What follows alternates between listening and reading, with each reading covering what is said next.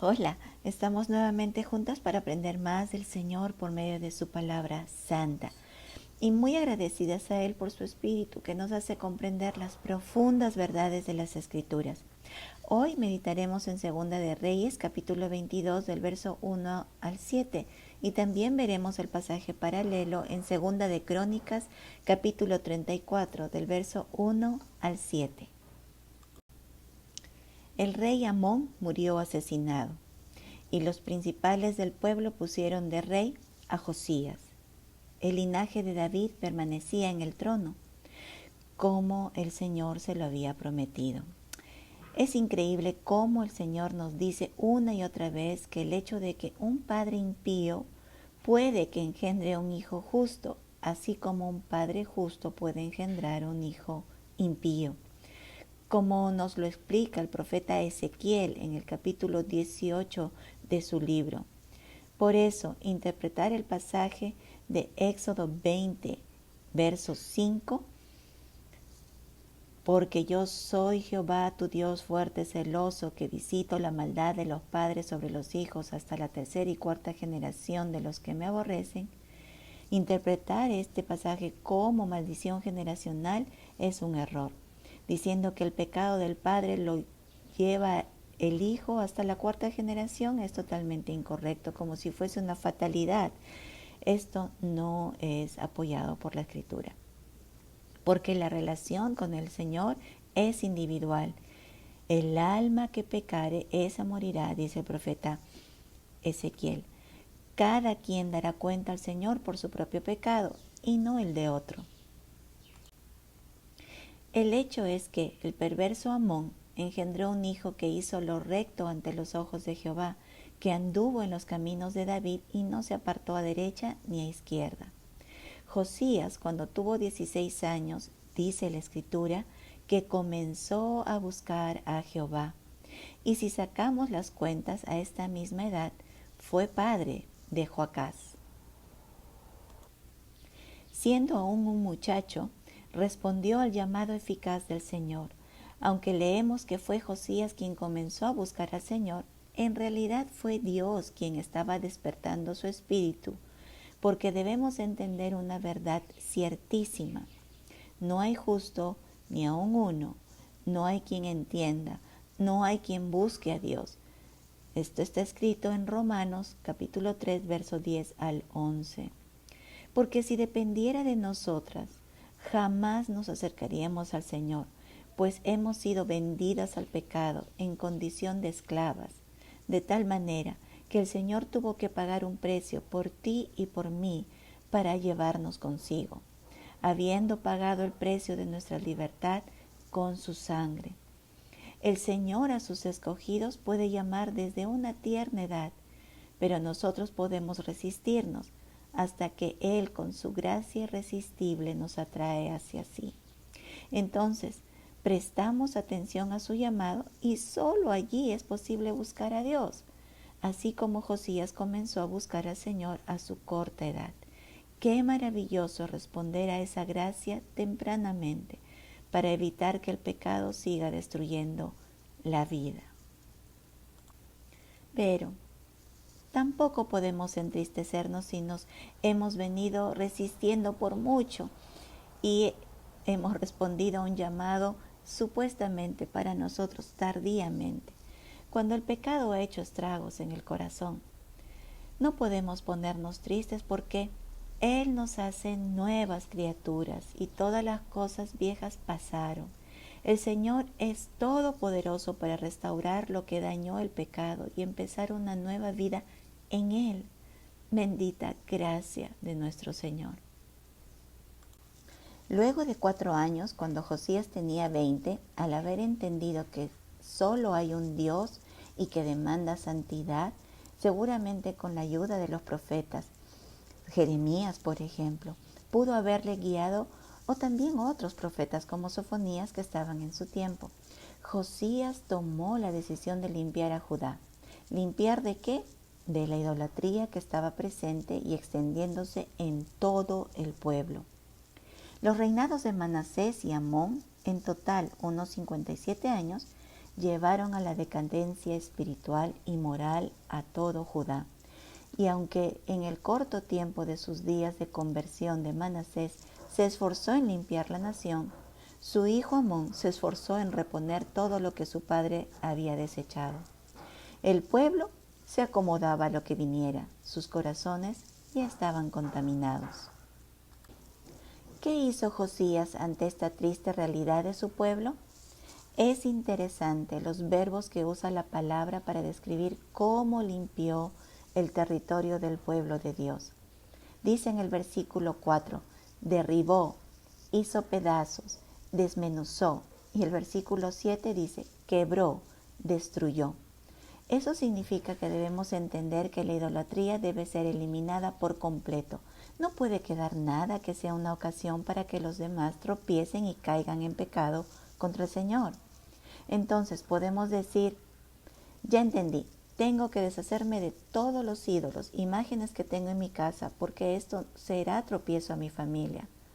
Pero la virgencita de mármol que la mandé a tallar por un artista renombrado y que tan caro me costó, ¿se lo puedo regalar a mi suegro que sí cree en esta? ¿Podríamos hacer esto? ¿Qué enseña la palabra? ¿Qué debemos hacer con las imágenes de ídolos de este mundo?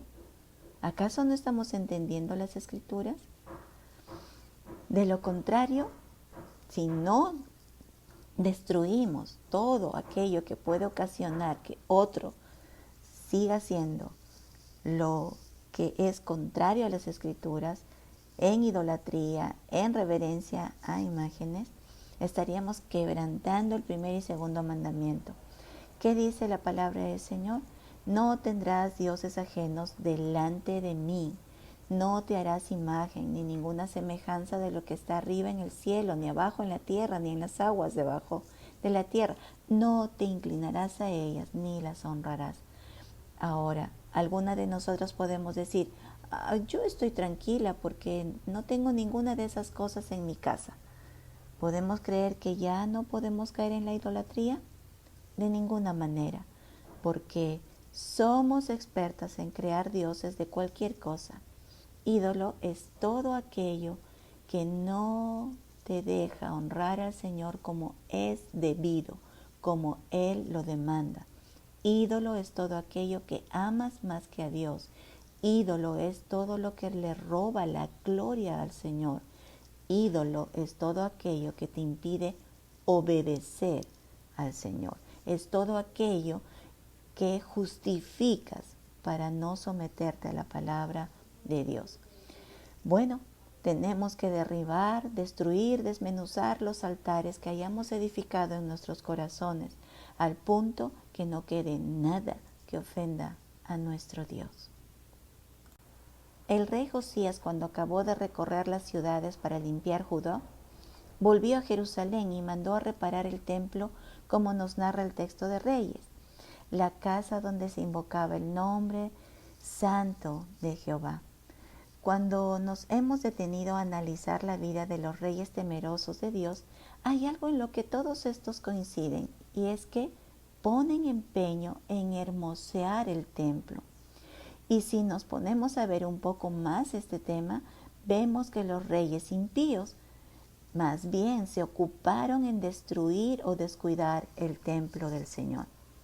El verdadero testimonio de una vida que está siendo transformada por el Espíritu de Dios va a esforzarse en dar testimonio de un temor reverente ante el Señor y el lugar donde se invoca su santo nombre. En la iglesia donde estuve en mis primeros años de creyente, tenía un texto forjado en metal en la pared que estaba al frente y decía, uno mayor que el templo está aquí. Esas palabras del propio Señor Jesús nos hacía pensar que el lugar donde estábamos era santo, pues la presencia del eterno Dios está allí. ¿Cómo no hermosear la casa de Dios? ¿Podrá estar descuidada, maltratada? ¿Acaso el palacio de un rey no se mantiene con esmero? ¿Cuánto más la casa donde se invoca el nombre del Rey de Reyes y Señor de Señores? Nosotros que contamos con la presencia del Rey del universo, ¿No debemos tener este lugar lo mejor que podamos? Asimismo, nosotros somos el templo del Espíritu Santo. Así que no podemos estar descuidadas. Debemos considerar lo que dice el apóstol Pedro. Vuestro atavío no sea el externo, de peinados ostentosos, de adornos de oro o de vestidos lujosos, sino el interno, el del corazón, en el incorruptible ornato de un espíritu afable y apacible, que es de grande estima delante de Dios. Porque así también se ataviaban en otro tiempo aquellas santas mujeres que esperaban en Dios, estando sujetas a sus maridos.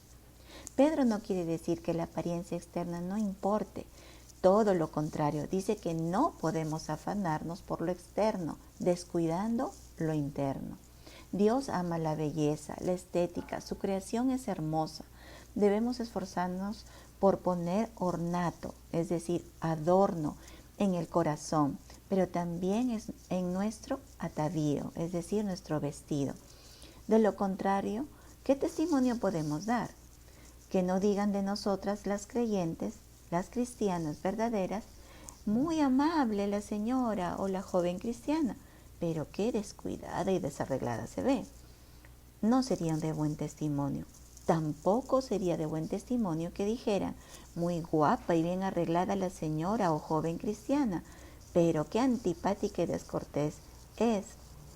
Entonces, tenemos que cuidar nuestro atavío interno, pero tampoco podemos descuidar el externo. Hay una anécdota de la reina madre de Inglaterra cuando las princesas Elizabeth y Margarita iban a ir a un evento social. Dice que las llamó a su habitación y les dijo a sus hijas antes que salieran: compórtense con el código de la corte real. Lo que significa es que las princesas no se olvidarán afuera que eran hijas del rey. El término cortesía proviene de ello, conducirse con el estándar de la corte real. ¿Cuánto más debemos nosotras considerar que somos hijas del Rey de Reyes y Señor de señores, y somos cartas abiertas para que sean leídas por los hombres y mujeres que no conocen al Señor, y que sepan quién es nuestro Padre, y que busquemos el reino de Dios y su justicia para caminar rectamente, y así demos honor a Él, a nuestro Padre Celestial. Que el Señor nos ayude a entender estas verdades, tal vez sencillas, muy cotidianas, pero importantes para honrar a nuestro Dios. Nos vemos en la próxima lección. Dios las bendiga.